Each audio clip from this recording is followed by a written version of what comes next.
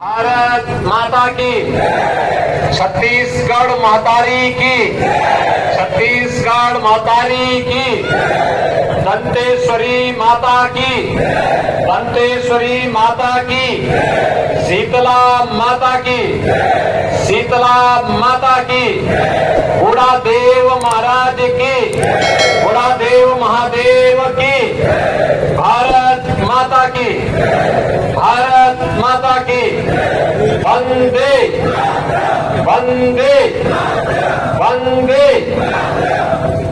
मंच पर उपस्थित भारतीय जनता पार्टी के डोगरगांव विधानसभा क्षेत्र से लोकप्रिय प्रत्याशी श्री भरत वर्मा जी, उज्जी विधानसभा क्षेत्र से भारतीय जनता पार्टी की प्रत्याशी श्रीमती गीता घासी साहू जी, पूर्व सांसद श्री प्रदीप गांधी जी, पूर्व जिला पंचायत अध्यक्ष श्री दिनेश गांधी जी, पूर्व विधायक श्री केदूराम साहू जी, विधानसभा प्रभारी डोगरगांव श्री शिव चंडाकर जी, चुनाव संचालक डोगरगांव श्री नीरू शर्मा जी, चुनाव के सहसंयोजक श्री लक्ष्मी नारायण गुप्ता जी, भारतीय जनता पार्टी के मंडल के अध्यक्ष श्री राम कुमार गुप्ता जी, बोधीराम साहू जी, वरिष्ठ नेता पवन जैन जी, स्वरूप चंद जैन जी, धनराज ठाकुर जी, श्रीमती जागृति यादव जी, श्रीमती इंदुमती साहू जी, नेता प्रतिपक्ष विधानसभा अब झारखंड से यहां पर उपस्थित श्री अनुज बावली नेताम जी और उपस्थित भारतीय जनता पार्टी के सभी पदाधिकारी, डोगरगांव और खुज्जी विधानसभा क्षेत्र से जुड़े हुए सभी उपस्थित भाइयों बहनों, छत्तीसगढ़ की इस पावन धरा को नमन करते हुए मैं आप सबका हृदय से अभिनंदन करता हूं। भाइयों बहनों, हम उत्तर प्रदेश वासियों के लिए छत्तीसगढ़ की धरती एक ननिहाल जैसा है। याद करना, माता कौशल्या की जन्मभूमि है छत्तीसगढ़, भगवान राम की ननिहाल है। और अयोध्या में भगवान का मंदिर बन रहा है। जनवरी में प्रधानमंत्री जी के कर कमलों से श्री राम मंदिर में भगवान विराजमान होंगे और उत्सव छत्तीसगढ़ में होना चाहिए। इस विषय आपका आह्वान करना चाहिए।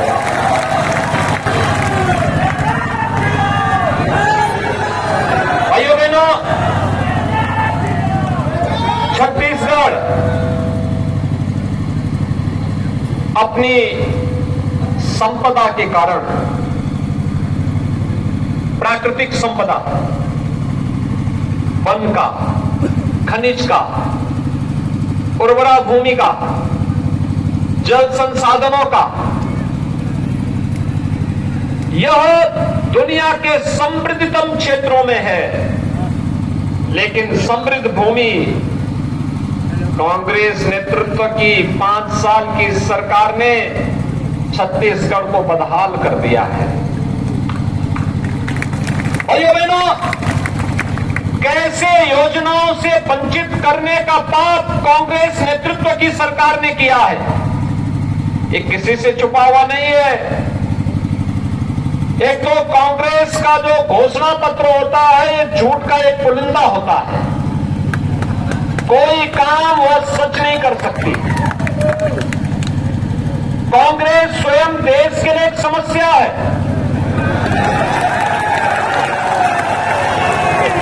आतंकवाद की समस्या कांग्रेस की देन, नक्सलवाद की समस्या कांग्रेस की देन, अराजकता कांग्रेस की देन, भ्रष्टाचार कांग्रेस की देन और गरीब के मुंह से निवाला छीनना भी एक कांग्रेस की ही देन है। कांग्रेस लगातार पूरे देश के अंदर और छत्तीसगढ़ के अंदर भी अव्यवस्था और अराजकता पैदा करने का कारण बनी है। 5 वर्ष पहले जिस विश्वास के साथ छत्तीसगढ़ वासियों ने कांग्रेस को सत्ता सौंपी थी, कांग्रेस ने उसको परिवारवाद और भ्रष्टाचार का शिकार बना दिया। आज उसी का परिणाम है कि विकास से कोसों दूर लगातार छत्तीसगढ़ जाता रहा है। भाइयों बहनों, आज यहां पर किसान को समय पर बोनस नहीं मिल पाता है। यहां पर तेंदूपत्ता के किसानों के लिए जो डॉक्टर रमन सिंह जी के नेतृत्व की भारतीय जनता पार्टी सरकार ने व्यवस्थाएं की थी, सब्सिडी और बोनस दिया था, कांग्रेस नेतृत्व की सरकार ने वो बंद कर दिया। अन्नदाता किसानों का शोषण किस हद तक, 1300 करोड़ रुपए का गोबर घोटाला कर दिया इन लोगों ने। याद करिए, गोबर घोटाला एक बिहार में हुआ था, चारा घोटाला, अब छत्तीसगढ़ में हो गया गोबर घोटाला। यानी बिहार से कांग्रेस के साथ लालू जी का गठबंधन ऐसा हुआ कि वो चारा गोबर में बदल करके उन्होंने यहां के किसानों के हिस्से का 1300 करोड़ रुपए टकार दिया। एक नया घोटाला आ रहा है महादेव ऐप के नाम पर 10 लाख लोगों के पैसे को हड़पने का। यानी ये एक एक कांग्रेस के भ्रष्टाचार की परत खुलती जा रही है और इनका वास्तविक रूप सामने आ रहा है। और इसीलिए मैं आपको अवगत कराने के लिए आया हूं। राम राज्य का मतलब बिना भेदभाव के शासन की योजना का लाभ हर गरीब, हर गांव, हर किसान, हर नौजवान, हर वंचित, हर दलित, हर आदिवासी समाज के हर तबके को बिना भेदभाव के उपलब्ध करवा देना।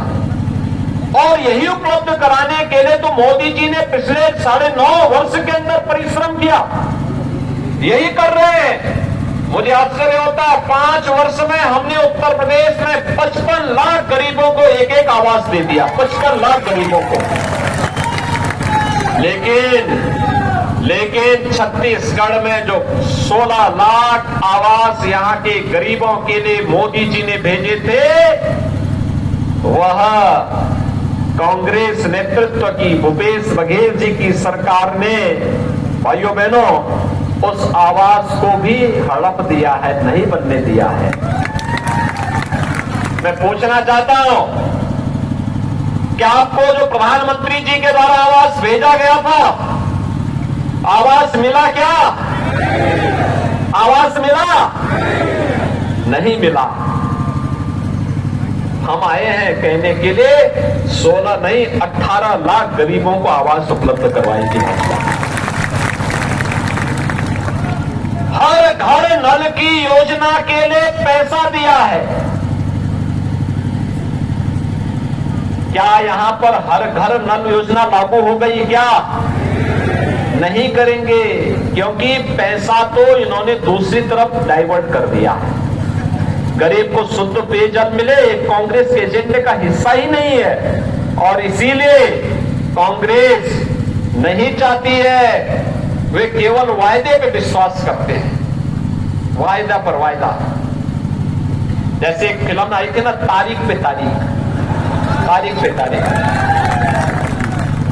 हम लोगों को कहते थे पहले, ये लोग की भाजपा के लोग कहते तो हैं कि रामलला हम आएंगे, मंदिर वहीं बनाएंगे, और फिर कहते थे तारीख नहीं बताएंगे। लेकिन हमने तो सत्ता में आए, केंद्र में मोदी जी आए हैं, उत्तर प्रदेश में भाजपा की सरकार आई, हम लोगों ने जो कहा सो करके दिखा दिया। मंदिर भी बना रहे हैं और अब तारीख भी बता रहे हैं कि 22 जनवरी को रामलला अपने मंदिर में विराजमान हो जाएंगे। लेकिन एक कांग्रेस है कि इनकी तारीख ही नहीं आती है, इनकी तारीख ही नहीं आती है। और इनके यहां तो हर यहां का गरीब और वंचित कह रहा है, जो बेघर है, गरीब है, वह बेबस है इस बात के लिए कि उसे आवास की सुविधा का लाभ मिलना चाहिए। और लोग यही पूछ रहे हैं यहां पर कि हमन ल तो नहीं मिलिस, आप लोग मिलिस का, यही तो पूछ रही है ना यहां की जनता। नहीं मिला गरीब को, कोई योजना का लाभ नहीं देना चाहती यहां की सरकार। किसान का बोनस हड़प जा रही है, किसान का खाद हड़प जा रही है, किसान का बीज हड़प जा रही है, किसान के स्वास्थ्य बीमा का कवर हड़प जा रही है, हर घर नल योजना को हड़प जा रही है। और योजना वही जो डॉक्टर रमन सिंह जी ने चलाई थी, याद करिए, सबसे पहले देश में 1 रुपया किलो चावल छत्तीसगढ़ के बंधुओं को प्राप्त हुआ था। और मोदी जी तो कोरोना कालखंड में भी आपके साथ खड़े रहे।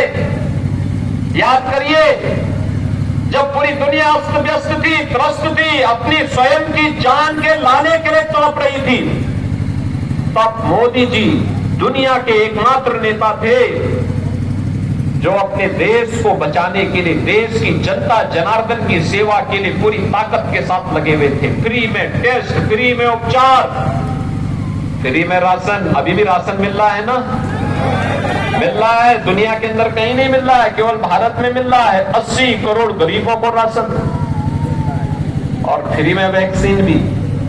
वैक्सीन मिला ना,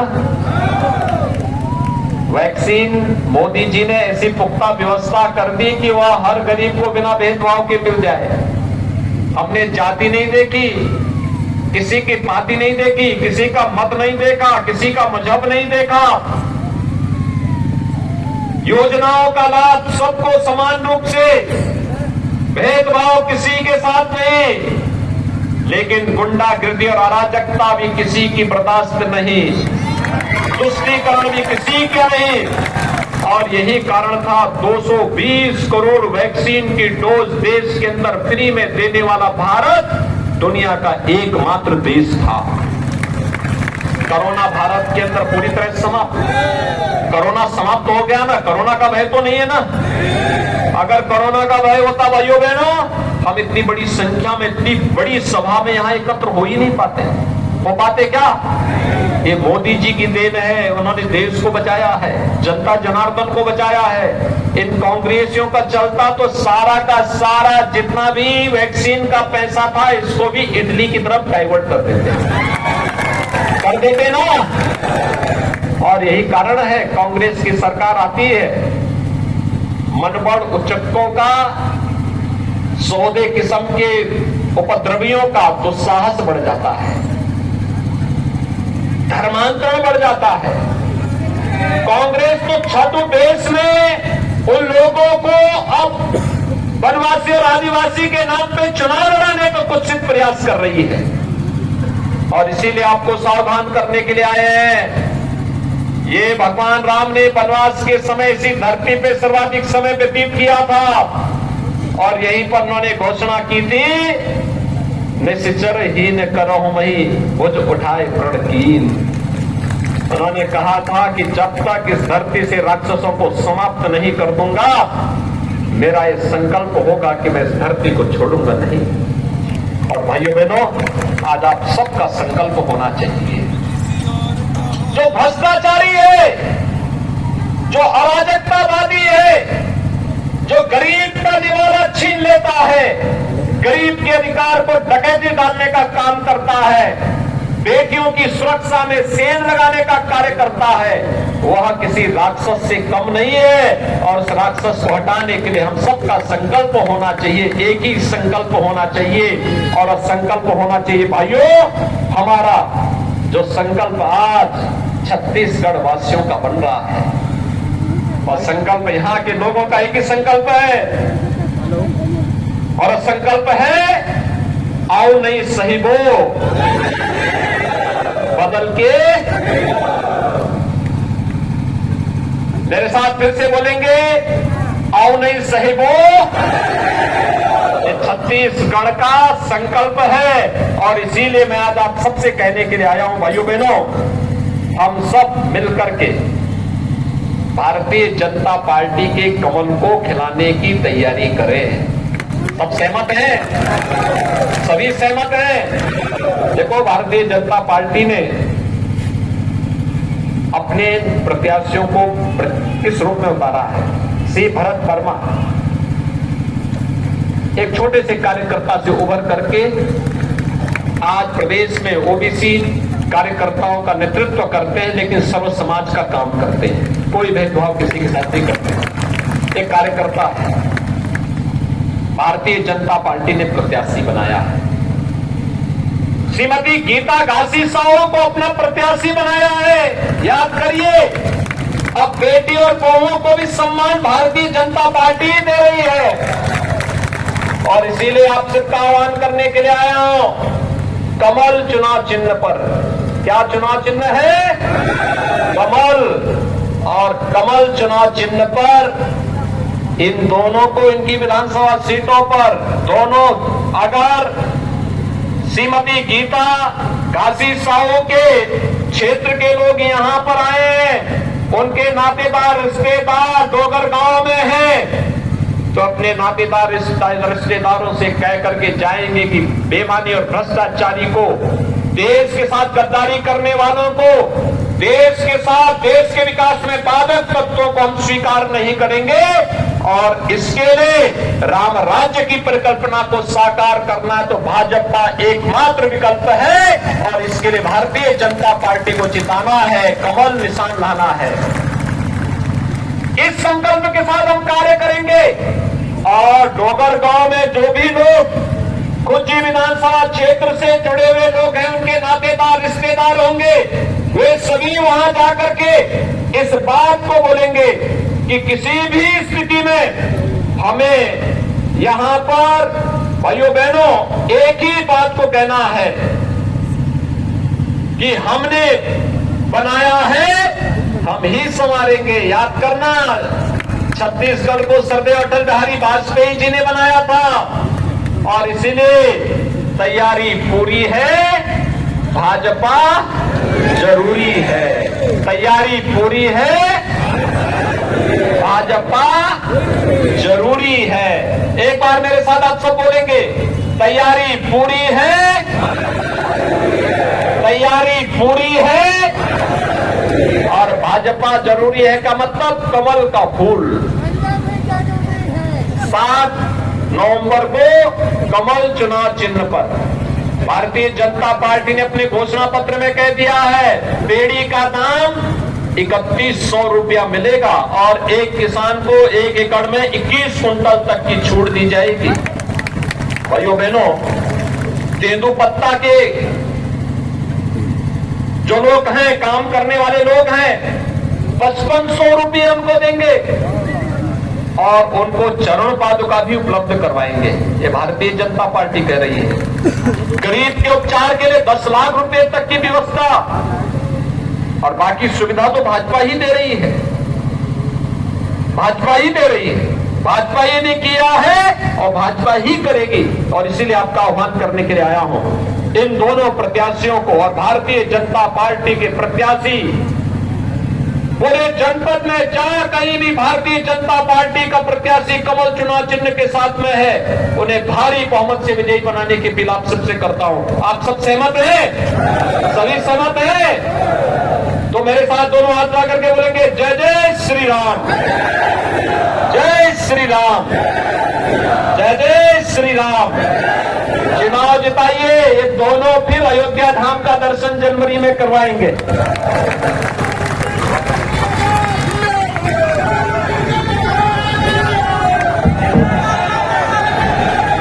धन्यवाद सम्माननीय आदित्य योगीनाथ जी।